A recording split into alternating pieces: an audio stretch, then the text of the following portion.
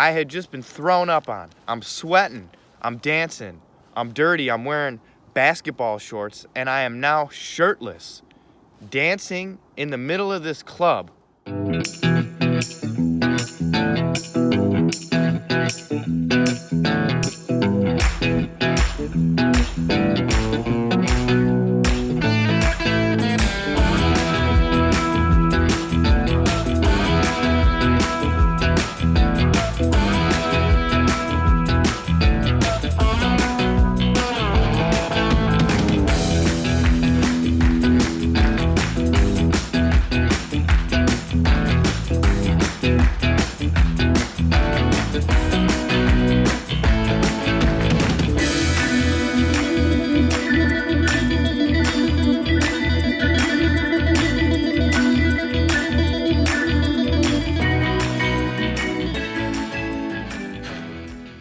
What's going on, guys? Welcome back to Stories from the Road, a series where I talk about some of the experiences I had while riding my bicycle from Detroit, Michigan to San Francisco.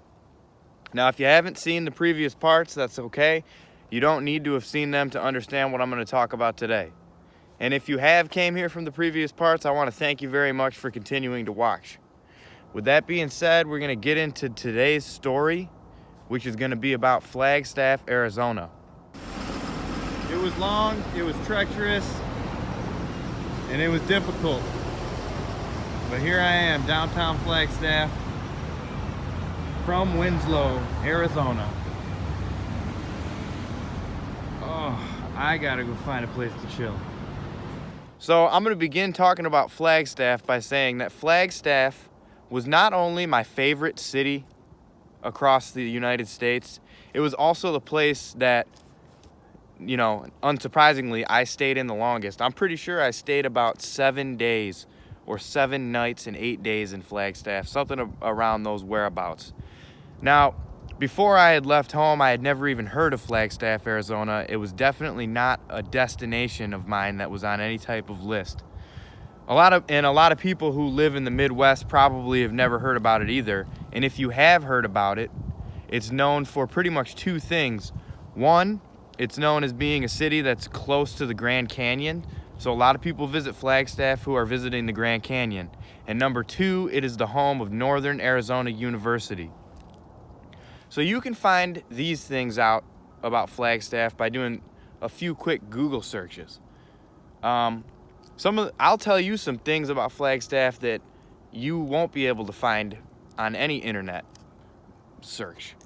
Number one has to do with the homeless population in Flagstaff and pretty much the culture of homelessness in the southwestern United States.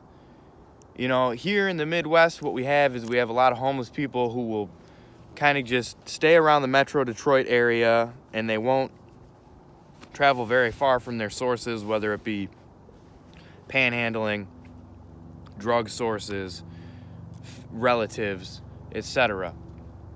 In Arizona, what seemed to be the theme is that in the summer, the homeless would come to Flagstaff because of the higher elevation, and with it being in a forested area, it wasn't as debilitatingly hot as it was in some of the southern Arizona states some of the southern cities in Arizona. So I was there at the tail end of summer, so I caught a lot of this transient population. And what they do is, once it starts getting cold in Flagstaff, because it does get very cold with it being up in the mountains, they'll head down to Phoenix, Kingman, Quartzsite, etc.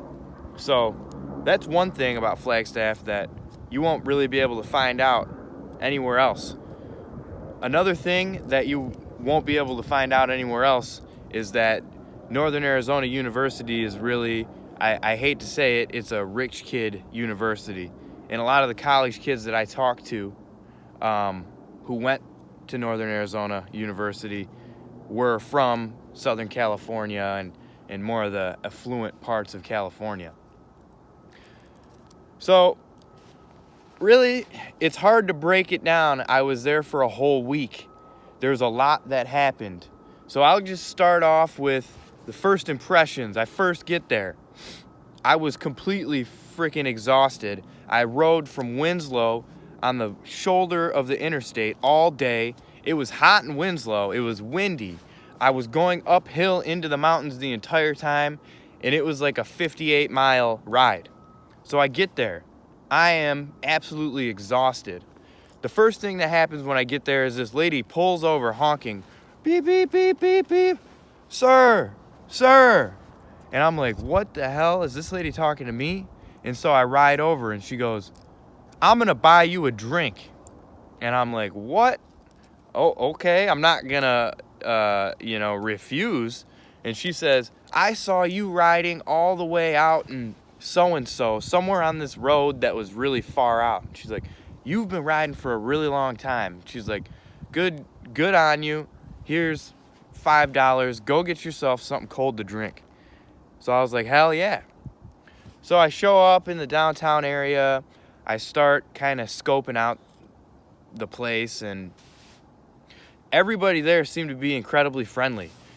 I asked the guy a question. I said something about where is the plaza, and then I ended up getting into a conversation with him. He was a local, and he was giving me all sorts of information. We exchanged numbers. He was saying, yeah, maybe we can hang out later and this and that. I didn't end up hearing from him later, but from all the locals that I talked to in Flagstaff, I don't think many of them were native to Flagstaff. I don't think most of them were.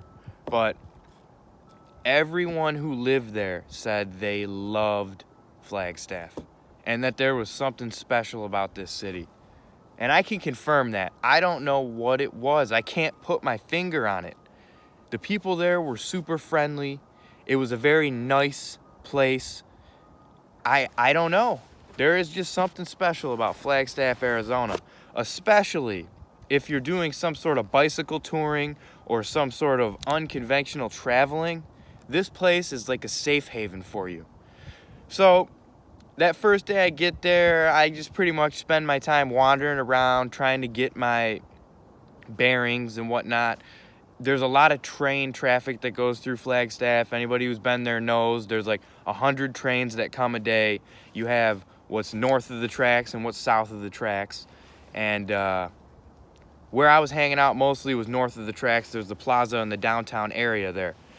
So I'm walking around and I see these people sitting on the sidewalk. It was like, some street homeless people. And I'm just going to give a disclaimer here. Throughout this trip, I talked to, hung out with, and accepted homeless people. Some people, I don't know. They fear homeless people. They don't want to look them in the eye.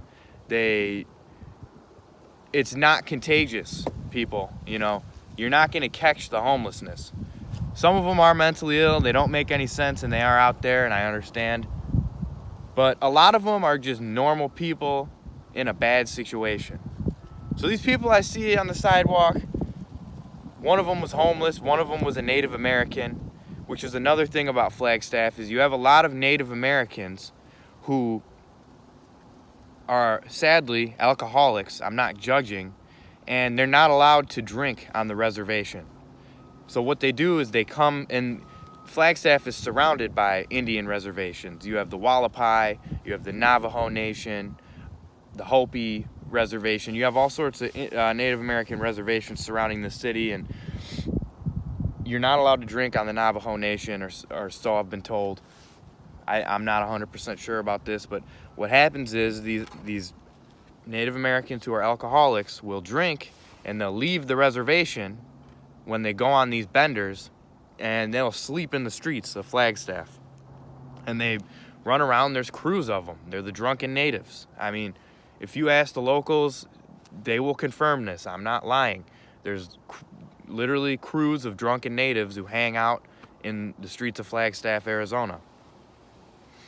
But, so anyways, I sit down, I start talking to these people. It's a woman and it's a dude, and they're drinking, and, we're just hanging out here. They're talking to people who are passing by. They know some of them. Some of them come sit down for a little bit, joking, all sorts of stuff.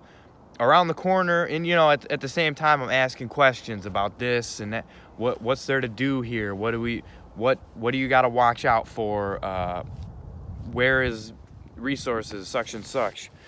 And then, you know, as the night gets later, I hear this club bumping at the end of the street, and I'm like, what the hell is going on there?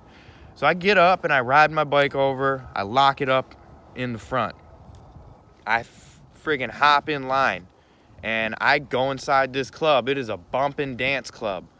So mind you, the prior days before this, I had been riding my bike through the desert and camping outside. So I am not by any means in my going out attire. I'm wearing basketball shorts, a t-shirt that's so badly faded from the sun that you can't even tell what the original color is, and the hat that I wore the entirety of the trip. So I'm not looking too fresh. You know, hadn't seen a shower, had been sweating, sleeping in the dirt, whatever. Not literally in the dirt, but. So I start dancing. I hit the dance floor. It's completely packed. I mean, there's college students as far as the eye can see. I'm dancing, and all of a sudden, I feel something warm hit my leg and start dripping down into my sock. I'm like, what the hell was that? And I turn around, and I see a girl with her hand over her mouth, cheeks bowing out, with puke spraying out the sides. She literally threw up on me. She was spraying puke all over the whole dance floor. Usually, something like that would probably gross a lot of people out. But honestly, I didn't really care as much as I probably should have. And that's probably because I was already dirty, and I was just more focused on trying to have a good time. So, what do? I have nowhere to go. All I have is pretty much the only clean clothes I had was the ones I was wearing. My idea was, you know what? I'll take my shirt off. So I had just been thrown up on. I'm sweating. I'm dancing. I'm dirty. I'm wearing basketball shorts, and I am now shirtless, dancing in the middle of this club. And believe it or not, there is girls who are dancing with me. You know, people by no means were unaccepting of me and my appearance and my behavior, you know. It was absolutely nuts. I couldn't believe it. I couldn't make this up if I wanted to, and I wouldn't believe it if you told me. But there was literally girls there who were willing to dance with me. Everyone was cool with me. The bouncers eventually made me put my shirt back on. I stayed there and shut it down. Hung out with people outside of the club even afterwards. And then, once everybody was moving on, I rolled out on my bike about a mile outside of town. I found a church, laid out my stuff, and I slept for the night. And you know, from my experience and the places I've been, there's not a whole lot of cities that you can get away with that whole series of events. But Flagstaff is one of them. And I think that's one of the things that makes Flagstaff special and unique. And it definitely holds a little spot in my heart. That is where I'm going to cut this story. There's a lot more that happened in Flagstaff that I might not even get into. But I have to get on with this story because there's still so much more. I mean, here we're in Flagstaff, Arizona in this series. I made it to Santa Monica, down to the border of Mexico, back up to San Francisco. I was in California for about a month and a half, and there was a lot of different stuff that happened in California that I want to get into. And at the rate I'm moving now, I'm never going to finish telling these damn stories. So, part 10, I'm not exactly sure what's going to happen, but I have an idea. And it has something to do with Kingman, Arizona, which was the next city that I hit after Flagstaff. Nonetheless, I appreciate everybody's support. Feel free to subscribe and leave a like if you liked the video. There will be more stories to come, more camping to come, more adventures to come, traveling, you name it. It's gonna happen. Hell, I don't have anything else to do. If you want to find out what happens next in Kingman, Arizona, or possibly more about Flagstaff, Arizona, stay tuned for the next edition to the Stories from the Road series. And until then, I will see you next time.